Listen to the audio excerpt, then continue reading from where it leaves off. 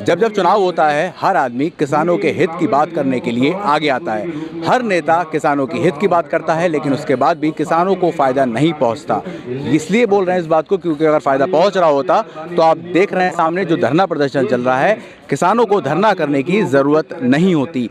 ये धरना जो है वो एमएसपी पर सरकार जो खरीदी होती है उसकी एक गारंटी हो, उस पर कानून बनाने के ऊपर ये धरना किया जा रहा है। बहुत सारे लोग हैं, इनसे हम बात कर लेते हैं क्या आखिर कारण है। सर, क्या कारण है यहाँ पे धरने का?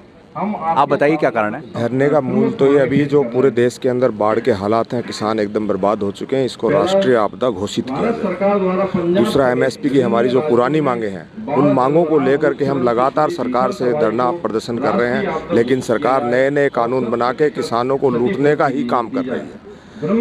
उधर 3 काले कानून रद्द करने के बाद ये पीछे के दरवाजे से घुसने का जो सरकार प्रयास कर रही है, जो कृषि उपज है उसको विदेशी बाजार से जो जोड़ने का काम कर रही है, उसके खिलाफ भी हमारा ये धरना प्रदर्शन चल रहा है। सर, किसान ऐसा क्यों है कि किसानों को बार बार सड़कों पे उतरना पड़ रहा है? क्योंकि किसानों की कोई भी बात नहीं सुनी जाती।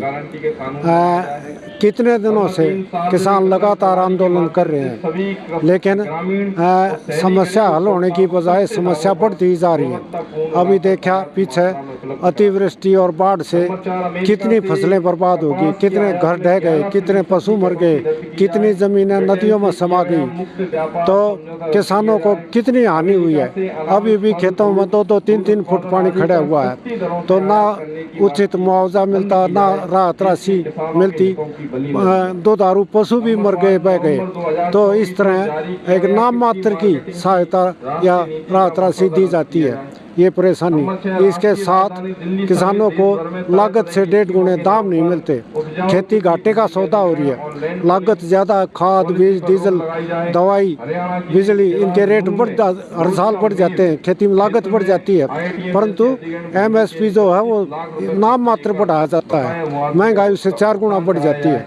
ये एमएसपी सारे देश में लागू नहीं है। ये उत्तरी भारत में पंजाब, हरियाणा, पश्चिमी राजस्थान, थोड़ा यूपी, मध्य प्रदेश, इन इलाकों में एमएसपी मिलता है। वो भी जो स्वामीनाथन ने जो बताया था, लागत से 1.5 गुने दाम में, यानी संपूर्ण खर्च प्लस संपूर्ण लागत प्लस 50% ऊपर किसान को मिलना चाहिए, वो किसी सरकार ने लागू नहीं किया। तो लगातार आंदोलन है। बिजली को प्राइवेट क्षेत्रों में देने जा रहे हैं, स्मार्ट मीटर लगाए जा रहे हैं हर स्टेट में, प्रीपेड मीटर लगाए जा रहे हैं। ये सब तरह की सब्सिडी खत्म हो जाएंगी, प्राइवेट कंपनियों के पास बिजली चली। सरकार तो बोलती है किसानों को सब कुछ मिल रहा है। सरकार बोलती है सरकार सब कुछ देती है, लेकिन पूरी बात एक कारपोरेट कंपनियों को देती है, किसानों को नहीं। किसानों का तो सब कुछ छीन कर कारपोरेट को देना। किसान पूरे भारत में यह चाहती है सरकार के कारपोरेट का कब्जा हो और सारी छूटें जो किसानों को मिल रही हैं खाद के माध्यम से या बिजली के, उससे ये भी समाप्त करके सब कुछ इस सारी खेती को कारपोरेट घरानों को दे दिया जाए, ताकि उन्हें सस्ता मजदूर मिले। ये जो किसान थोड़ा बहुत स्वरोजगार पैदा करता है, ये समाप्त हो जाए, कारपोरेट घरानों के लिए सस्ता मजदूर मिले और सारी संपत्ति उन्हें सौंपने का सरकार की नीयत है। इसके विरोध के लिए हम इसी सब कुछ के विरोध के लिए यहाँ पर प्रोटेस्ट चल रहा है। हमारे पीछे आप देख सकते हैं काफ़ी लोग हैं, यहाँ पर आए हैं, किसान हैं।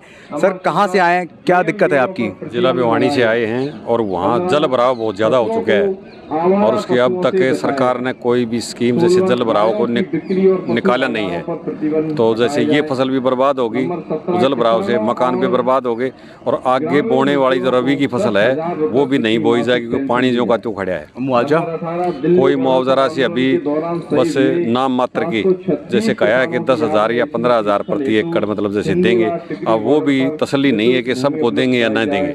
विश्वास नहीं है कि सबको मुआवजे का ऐलान तो कर दिया गया है, लेकिन क्या वो राशि उन तक पहुंचेगी? कहां से आए सर, क्या कारण है धरने का? हम सोनीपत से आए हैं। साथी कृष्णा बैरागी, ये है जो अभी आपने तेज बोलिए, जो ज्ञापन प्रधानमंत्री महोदय के नाम पर, ये जो उसका वाचन बाढ़ आ रही है, इनका कुछ वो करो। हमारा आग्रह है इस कार्यक्रम हमारी गवर्नमेंट से यह है जो कि उनका पालन पोषण ठीक हो जाए। क्या समस्या क्या रहती है भाई साहब, कहाँ से आए हैं? हम यूपी से आए। क्या समस्या है किसानों को? बाढ़ पीड़ित पंजाब, हरियाणा, हिमाचल बोले उनके बारे में सरकार सोचे, उनके मुआवजा दिया जाए। दूसरी बात, हमारी जो MSP इन्होंने वायदा करा था लागू करने का, उसे लागू की जाए। दूसरा यह है कि जो ये स्मार्ट मीटर लगा रहे हैं, स्मार्ट प्रीपेड मीटर, वो रद्द किया जाए, नहीं लगना चाहिए, हम उसका भुगतान नहीं कर पाएंगे। तीसरी बात, जो हमारे सांसद हैं, विधायक हैं, इनकी पेंशन एक बार बनने के बाद में पेंशन बन जाती है। हम 60 साल कमाते हैं और 60 साल कमाने के बाद में भी जब हम बुजुर्ग हो जाते हैं, थक जाते हैं, तो हमारे पेंशन भी नहीं है। जब इनकी पेंशन बन सकती है, क्या हमारी नहीं बनेगी? क्या समस्या रहती है किसानों की यहाँ? समस्या ये है जी कि ये सरकार किसान को उजाड़ना चाहती है। ये जमीन देख लो, खान खदान देख लो, मतलब हर चीज़ महंगी करके और उसका उचित मूल्य ना देकर, एक तरफ तो उत्पादन के साधन महंगे कर रहे हैं, वो उत्पादन जो किया हुआ वो सस्ता ले रहे हैं और किसान कर्जदार हो रहे हैं। कर्जदार होने के साथ साथ वो मरने को मजबूर है। और क्योंकि इन ज़मीन छीननी है, ये कह रहे हैं कि जो हमारे देश के अंदर छोटे छोटे किसान ज़्यादा हैं, तो चंद कंपनियों को लाने के लिए इनको ऐसा भूमि बनाओ कि ये इस ज़मीन से थक जाएं। इनके बच्चे आगे कह दें तो घाटे का सौदा है, घाटे का सौदा करके इस ज़मीन को हथियाना चाहते हैं बड़ी बड़ी कंपनियों को यहाँ पर खेती करने के लिए। और मतलब कुछ चंद आदमियों की जमीन चली जाए, कंपनी राज चाहते हैं। तो ये देखा आपने किसानों की क्या स्थिति है, किसानों की क्या परेशानियां हैं। हम आपसे फिर से करेंगे मुलाकात एक नए मुद्दे के साथ। तब तक के लिए मुझे आज्ञा दीजिए, नमस्कार।